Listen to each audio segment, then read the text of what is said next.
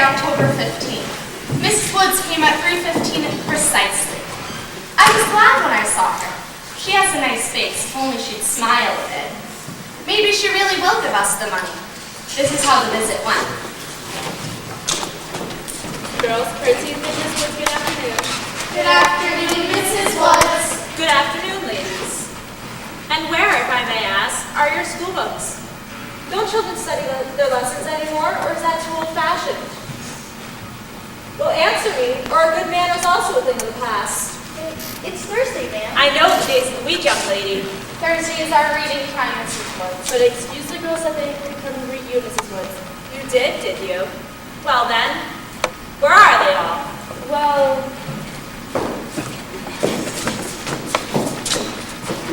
say good afternoon, Miss Woods, girls. Good afternoon, Mrs. Woods. Good day. What is that all over your forehead, young lady? It's cold, Miss Woods. Cold us? We taxpayers are shelling out good money to take care of these kids, and this is how they look? Is cleanliness also out of style? What were they doing in the cold summer? I'm sure I don't know. Fighting, I suppose. They should be punished. There was a time when good discipline mattered greatly in this world. Thank you for your suggestion, Mrs. Woods. I understand I have been invited here this afternoon to consider a proposal for installing electricity. But who told you? Mrs. Massey, of course. She's got some business sense left. I asked her right out what's up, and she finally told me. What is that girl? It's not that we really want the electricity, Mrs. Woods. It's just Mrs. Massey has her mind set on it, and it's the dolls, Miss Woods. What dolls? The Poplar House dolls. What about those silly things? They're not silly. Hush, girl! Mrs. Massey wants to sell them to pay for the electricity. Sell them? Whatever for? Who buy the old things? Mr. Smith's bank's offered $65. $65? He's a fool to offer so much for some ratty old dolls. But we don't want to sell them at any price. Why not? They're not doing anyone any good cooped up in the attic. We always bring them back on holidays. Always. Silence! Don't you girls know you should never speak unless you're spoken to? There's no respect for the age in this world. None at all. But we do respect you, Mrs. Woods. When we think of all the good you've done. You respect my money. What did you do? Well, you should. I've doubled what my late husband left me, and I didn't do it by mooning over a few dolls that should have been thrown away long ago. Mine were. But perhaps if you kept them, some lonely child. What was that? Nothing. I spoke hastily. I'm sorry. Exactly what did you mean? Miss Caraway meant that you should have kept something that tied you to people. Maybe just a pretend person, like a dog. Or maybe just an old chipped cup because it once belonged to someone you loved.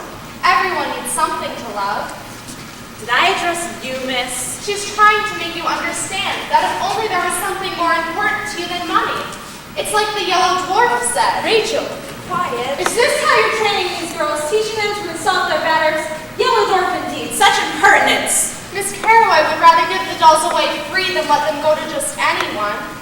I've had quite enough rudeness and talk of yellow dwarves. Maybe I'm not so tall or my skin quite as fair as it once was, but I know I don't have to stay here and be insulted further. Rachel, please apologize to Mrs. Woods at once. I'm sorry, Mrs. Woods. I didn't mean...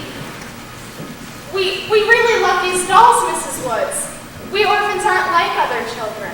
We don't have families of our own to love. Dear Mrs. Woods, I hope you can overlook this misunderstanding and see a way clear to give us the $45 or loan it to us. Then perhaps we wouldn't have to sell This wretched girl has made it clear that I'm not appreciated at Poplar House. Sell your foolish dolls. See if I care. Get your foolish electricity. One thing I do know is you'll never see me in this house again. You're a selfish doll. I think it's more that dancers have to practice so much. They get tired and cross sometimes. Here, try the mama doll. She'll know. She's older. Dear Mama Doll, why do the dolls think they will never see children again? She says except for the holidays when she sees you, she's never seen any other children. Girls, perhaps we've been wrong in keeping the dolls here. They'll be happier in this like you do. Don't say that, Clara. They love us as much as we do them. But we wouldn't like being shut up in a box in an attic. I think the sailor girl wants to tell us something. I'm almost sure she winked her eye at me just now. Well, she may speak, but then we must go to bed. 9:30 already? What is on your mind, Sarah? She says she wants you to understand that it's not that they minded being in the attic or being in their boxes. They mostly slept and dreamt of you. So now... There's one more question. Do the dolls understand how it will all be? Perhaps not everything, but neither do we understand exactly how our lives will turn out. Do you remember the beautiful museum in St. Louis? Oh, the museum. Mrs. Woods, is there something wrong? You look troubled. Can we help? Oh, it's nothing, I suppose. It's just I saw the light on in your kitchen and I couldn't sleep. And I thought Mrs. Massey wouldn't mind to talk for a few minutes. All the time I kept thinking of that wretched girl who said it was my fault, that I should have kept something to love. As if I could have done that. Where is she? I don't see her. Was it I, Mrs. Woods? I contradicted you.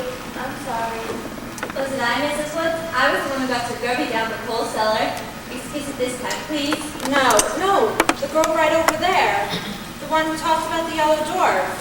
The one who said she never had a family. Come here, girl. Put down your hands and look at me.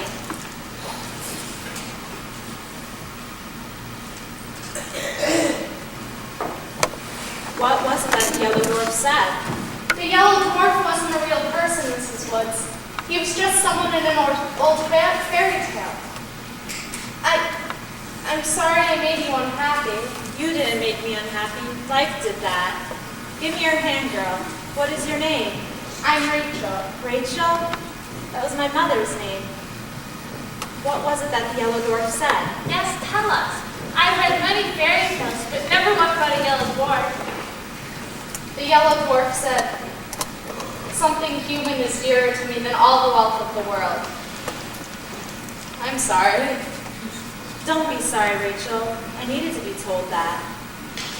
Girls, we planned a little ceremony for tomorrow, but tomorrow you wouldn't have the advantage of darkness. So I think we'll have our ceremony tonight. Please, gather around, all of you. Fix your attention on Michael here. This is the moment we've been so happily waiting. The first switch is in, the wires are connected. Only that little thing? How funny looking. Girls, this is a very important moment for Poplar House. This is the way of the future. Look. Here goes. Why it's even brighter than I imagined. But this will mean after dark winter morning. How beautiful. It's as bright as the sun. It's like magic. If Miss Carroll will permit us, I believe there's hot cocoa in the kitchen.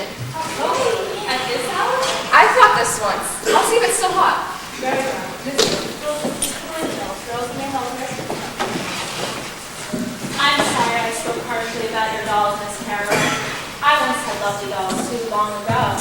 I'd like to give them to Poplar House, but I'm afraid I don't even know where they are. You threw them away. I intended to, but I just couldn't do it. And then the dolls really couldn't take the place of humans. Well, maybe we could search your house together. I'm sure if we looked room by room, we could find them for sure. Well, we could pretend. It might even be fun pretending. I could pretend you're my mother. I could pretend you're my daughter. Oh. Will it be all right, Mother, that I'm not little or cute? Will it be too cold for you in my big lonely house, daughter? The arrangements? Tomorrow will be soon enough. Tonight, we have our celebration. Hot cocoa?